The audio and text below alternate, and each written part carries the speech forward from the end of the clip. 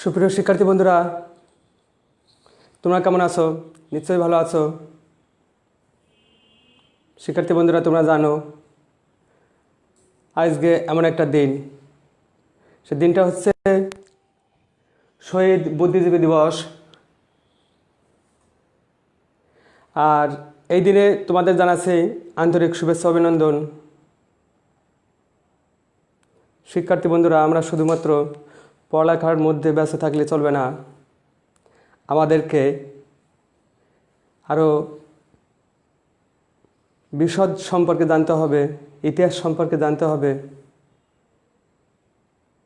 শহীদ বুদ্ধিজীবী দিবস কেন আমরা পালন করছি, এর পটভূমি কী আছে। আর যার ধারাবাহিকতায় শিক্ষার্থী বন্ধুরা, আমি যশোর বোর্ডের সহযোগিতায় এমন একটা ট্রেনিংয়ে অংশগ্রহণ করছি, যেটি হচ্ছে ৭১-এর গণহত্যা ও নির্যাতনের উপর গবেষণামূলক ট্রেনিং। আসলে এই ট্রেনিংয়ে না গেলে, প্রশিক্ষণ না গেলে বোঝা যেত না যে ইতিহাসটা কতটা বিকৃতি করে কিছু লোক সেটাকে ফলাও করে প্রচার করে দেয়। তাই তো আমাদের মূল বিষয়টা জানতে হবে, মূল ইতিহাসটা জানতে হবে। সে যা হোক, এগুলো নয়, তোমরা পরে জেনো। আজকে ধারাবাহিকতায় আমার সোমবারে সন্ধ্যা ৬টায় ক্লাস, আর যার পরিপ্রেক্ষিতে আমি তোমাদের মাঝে উপস্থিত হয়েছি নবম ও দশম শ্রেণীর একই বিষয়, ফিনান্স ও ব্যাংকিং, অধ্যায় ৩ অর্থের সময়মূল্য নিয়ে। শিক্ষার্থী বন্ধুরা, গত সপ্তাহে আমি পরপর 2 দিন, সোম এবং মঙ্গল, এই 2 দিন 2টো ক্লাস নিয়েছি অর্থের সময়মূল্যের উপর। আজকে তোমাদের যে ক্লাসটা আমি নিব সেটি একটা সৃজনশীল প্রশ্নের উপর ভিত্তি করে আমি ক্লাস নিব। তো তোমরা যে যেখানেই আসো, যে যেখান থেকেই আমার ক্লাসটা দেখছো, তোমরা সুন্দরভাবে বোঝার চেষ্টা করবে এবং অতি সত্বর তোমরা তোমাদের বন্ধুদের জানিয়ে দাও বা শেয়ার করে দাও। আমি আগে বলছি, এখন বলছি, তোমাদের একটা শেয়ারে হয়তো একাধিক শিক্ষার্থীরা উপকৃত হতে পারে। তো আজ দেরি নয়, তোমরা এখনই খাতা কলম নিয়ে রেডি হও। আজকে আমি তোমাদের পাঠ্য বইয়ের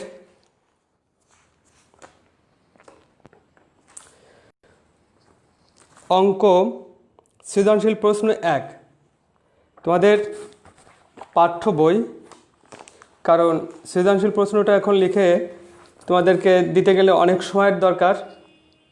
তো আমি জাস্ট এখানে একটু লিখে রাখছি যে প্রশ্নটা করব, প্রশ্নের সমাধান করব, তা হচ্ছে পাঠ্য বইয়ের সৃজনশীল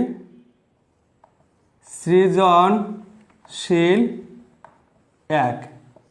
তোমরা বই থেকে দেখে নিও, আমি জাস্ট একটু পড়ে শোনাচ্ছি তোমাদের। জনাব আলিম সাহেব একটি বাণিজ্যিক ব্যাংকে 6 বছরে টাকা দ্বিগুণ হওয়ার পলিসিতে 2 লক্ষ টাকা জমা রাখতে গিয়ে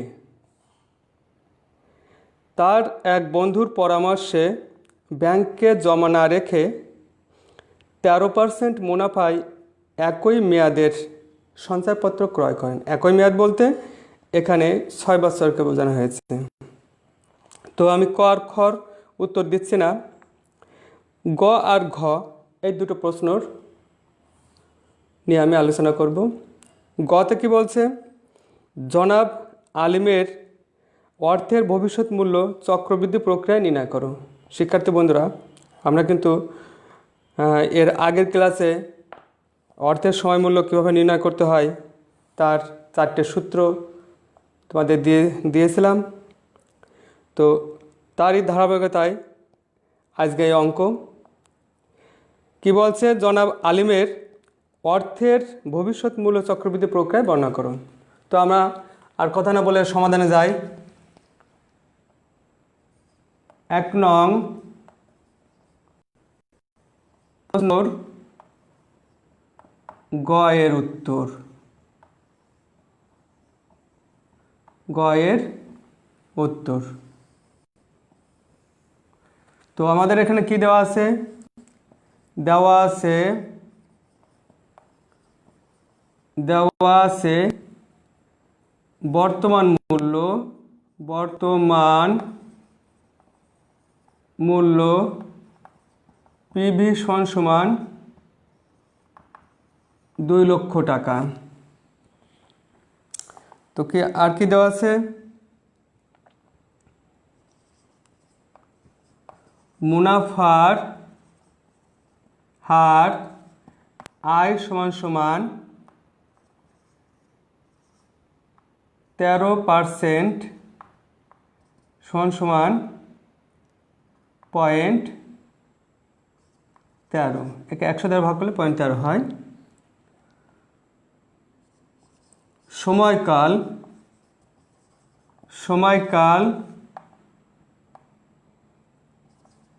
n সমান 6 বছর। ভবিষ্যৎ মূল্য এফভি সমান কত, আমাদের এই এফভিটা বের করতে হবে, ভবিষ্যৎ মূল্য। তো আমরা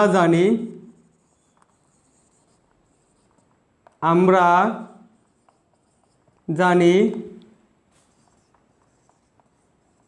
ভবিষ্যৎ মূল্য এফভি সমান পিভি 1 যোগ আই পাওয়ার n। 2 লক্ষ 1 যোগ 0.136। তো আমরা একবারে সায়েন্টিফিক ক্যালকুলেটর ব্যবহার করব। আগামী ক্লাসে গত ক্লাসে আমি তোমাদের কিভাবে একবারে অঙ্কটা করতে হয় সায়েন্টিফিক ক্যালকুলেটরের মাধ্যমে দেখিয়েছি। তো আমরা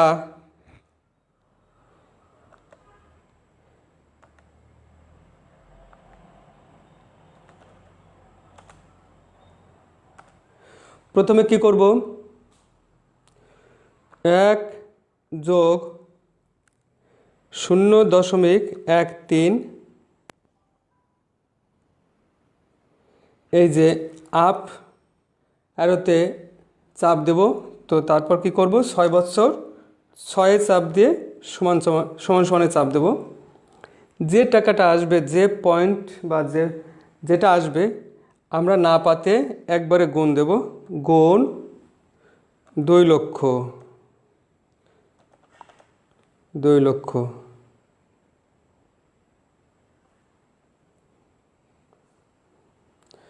তোমরা একটু ভালোভাবে করো,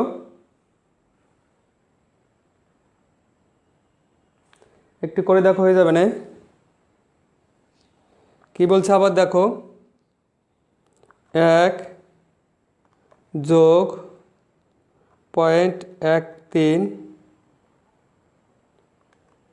অ্যারো 1 যোগ 0.13 সমানে চাপ দাও, অ্যারো বা আপ অ্যারো 6 সমানে চাপ দিয়ে এবার গুণ 2 লক্ষ 1 2 3। তো এখানে দেখতে পাচ্ছ কত হয়েছে, 4,16,390 টাকা। 4,16,390, 4,16,390 টাকা। তো আমাদের গ নাম্বার প্রশ্নটা কি বলছিল, জনাব আলিম অর্থের ভবিষ্যৎ মূল্য চক্রবৃদ্ধি প্রক্রিয়া নির্ণয় করো। তাহলে আমরা নিচে লিখব যে জনাব আলিম 2 লক্ষ টাকায় 6 বছর চক্রবৃদ্ধির ফলে কত টাকা পাচ্ছে? 4,16,390 টাকা। আমাদের উত্তরটা এখানেই শেষ। ঘ নাম্বার কি বলছে? অর্থ বিনিয়োগের ক্ষেত্রে জনাব আলিমের সিদ্ধান্ত যৌক্তিকতা মূল্যায়ন করো। আলিমের সিদ্ধান্ত যৌক্তিকতা, এখানে একটু বোঝার আছে যে আলিম কোন সিদ্ধান্তটা নিয়েছিল। শিক্ষার্থী বন্ধুরা, তোমাদের মনে রাখতে হবে আলিম এখানে দ্বিগুণ টাকা আশা ব্যাংকে জমা না রাখে তার বন্ধুর কথায় কি করছিল? সঞ্চয়পত্র কিনছিল 13% হারে। এখানে আলিম যে 13% হারে সঞ্চয়পত্র কিনেছে এর যৌক্তিকতা কতটুকু সেটা তোমার মূল্যায়ন করতে হবে। তো মূল্যায়ন করতে হলে আমাদের যে বিষয়গুলো আলোচনা করতে হবে সেটি হচ্ছে এই টাকাটা এখানে লেখা থাক,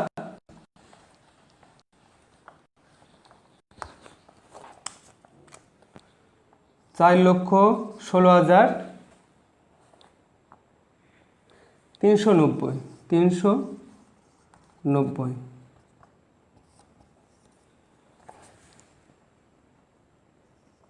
গ।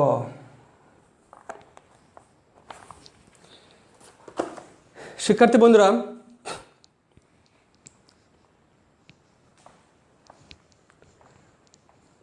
অর্থ বিনিয়োগের ক্ষেত্রে জনাব আলিমের সিদ্ধান্ত, অর্থাৎ আমরা এখানে লিখব না, একটু মুখে বলি যে অর্থ বিনিয়োগের ক্ষেত্রে জনাব আলিম 13% মুনাফায় সঞ্চয়পত্র ক্রয়ের সিদ্ধান্তটি যুক্তিযুক্ত বলে আমি মনে করি। এই কথাটা কিন্তু তোমাদের প্রথমে লিখতে হবে। আমি এর আগে হয়তো ক্লাসে একটু বলছিলাম যে গ আর ঘর উত্তর আমরা যখন দিব তখন 3টে ধাপ আর 4টে ধাপকে অতিক্রম করব। গতে 3টে ধাপ জ্ঞানমূলক, অনুধাবনমূলক এবং প্রয়োগ। ঘতে 4টি ধাপ কি? জ্ঞানমূলক, অনুধাবন, প্রয়োগ এবং উচ্চতর দক্ষতা। শিক্ষার্থী বন্ধুরা, আমরা অনেক সময় লিখি গতানুগতিকভাবে, আসলে এই 4টি ধাপের কোনো সময় 2টো ধাপকে অতিক্রম করি, কোনো সময় 3টে ধাপকে অতিক্রম করি, আবার কোনো সময় কোনো শিক্ষার্থী বন্ধুরা একটা ধাপকে নিয়ে আলোচনা করে।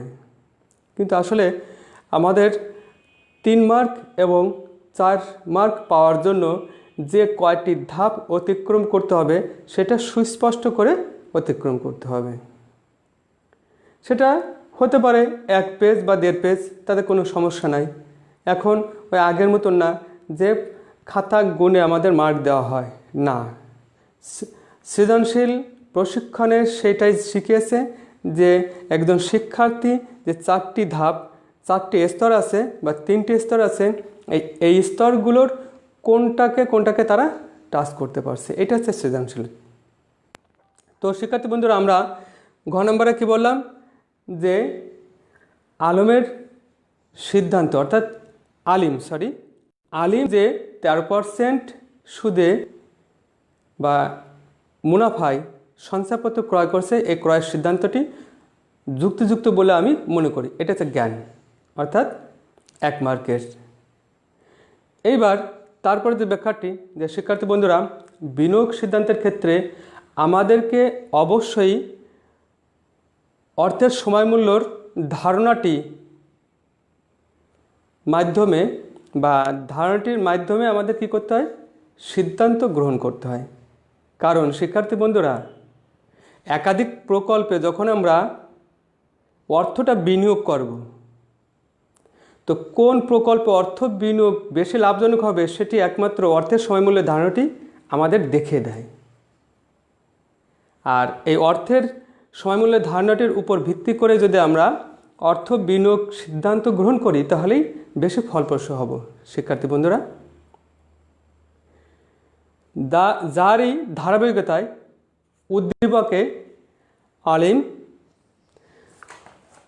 উদ্দীপকে জনাব আলিম সাহেব যদি ব্যাংকে টাকা জমা রাখত তাহলে 6 বছর পর দ্বিগুণ, তো 6 বছর পর দ্বিগুণ অর্থাৎ 2 লক্ষ গুণ 2, 4 লক্ষ টাকা পেত। 4 লক্ষ টাকা পেত। কিন্তু দেখা যাচ্ছে যে একই মেয়াদি অর্থাৎ 6 বছর মেয়াদি সে সঞ্চয়পত্র ক্রয় করে 6 বছর পরে সে পাচ্ছে কত?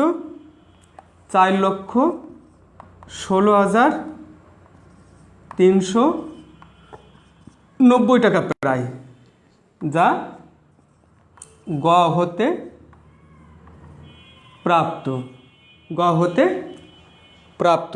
তো এখানে দেখা যাচ্ছে যে এই দুটোর মধ্যে সে যদি সঞ্চয়পত্র ক্রয় করে তাহলে বেশি মুনাফা পাবে কত টাকা? 16,390 টাকা। এই টাকাটাই সে বেশি পাচ্ছে। তাহলে আমরা কি যে মুনাফা অর্থ বিনিয়োগ করতে রাজি আছি? অবশ্যই না। তো আমাদের কি করতে হবে? যে প্রকল্পে অর্থ বিনিয়োগ করে আমরা লাভবান হব, যেখানে যেখানে অর্থ বিনিয়োগ করলে আমরা সেখানে অর্থ বিনিয়োগ করব। সুতরাং পরিশেষে বলা যায় যে আলিম এই সঞ্চয়পত্র ক্রয়ের সিদ্ধান্তটি যুক্তিযুক্ত ছিল। সৃজনশীলের মাধ্যমে সুদূরভাবে বুঝতে পারলাম যে গ নাম্বারের যে 3 মার্ক, তাতে 3টি স্তর অতিক্রম করতে হয় কীভাবে? ঘ নম্বরের যে 4 মার্ক, তাতে 4টি স্তর অতিক্রম করতে হয় কীভাবে? আমরা সর্বশেষ যে মূল্যায়নটা করি, সর্বশেষ পরিশেষে বলা যায় যে মূল্যায়নটা করলাম ওইটা কথা। আর গাণিতিকভাবে প্রথমে যে ব্যাখ্যা, প্রথম যে উত্তরটা সেটা হচ্ছে জ্ঞানমূলক, তারপরে যে ব্যাখ্যাটা সেটা ছিল কি? তারপর উদ্দীপকে যেটাকে আমরা মনে করলাম বিভিন্ন তথ্য দিয়ে বিশ্লেষণ, ওইটা প্রয়োগ। ঠিক আছে বন্ধুরা? তো মনে হয় অতি সহজে বিষয়গুলো বুঝতে পেরেছ। তো আজ এই পর্যন্তই আমার ক্লাস ছিল। আমি তোমাদেরকে ছোট্ট একটা বাড়ির কাজ দিই। এই সৃজনশীলের ধারাবাহিকতায় তোমরা সৃজনশীল 2 পাঠ্য পুস্তক বইয়ের সৃজনশীল 2 নম্বর অঙ্কটা করবে এবং গ এবং ঘ এর উত্তর সুন্দর দেওয়ার চেষ্টা করবে। আমি আবারও বলছি, গ এবং ঘ এটা মুখস্থ কোনো বিষয় না, এটা নিজের জ্ঞান থেকে, নিজের বুদ্ধি বিবেক থেকে লিখতে হয় এবং ওই 3টি এবং 4টা স্তরকে অতিক্রম করতে হয়। তাহলে আমরা বাড়ির কাজ দিলাম পাঠ্য বইয়ের সৃজনশীল 2।